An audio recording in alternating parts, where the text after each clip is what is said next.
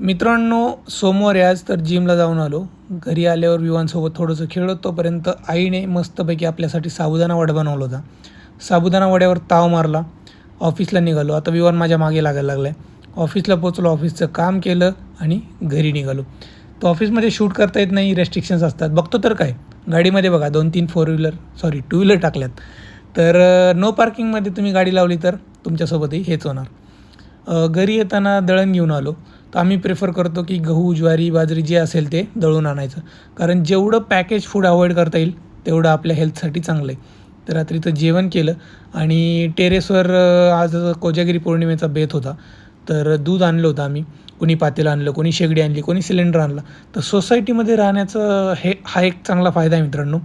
तर जेवढे एन्थुजियास्टिक, जेवढे इंटरेस्टेड लोक असतात ना, ते काही ना काही हेल्प करतात आणि फंक्शन कसं चांगलं होईल, सगळ्यांना एकत्र येऊन एन्जॉय कसा करता येईल त्याच्यावर फोकस करतात. तर ही एक चांगली गोष्ट मला आवडते लोकांची. जेवढे येतील तेवढे, जे नाही येत त्यांना सोडून आपण सगळ्या गोष्टी एन्जॉय करायच्या असतात. फुल ब्लॉग यूट्यूबवर जाऊन बघा मित्रांनो.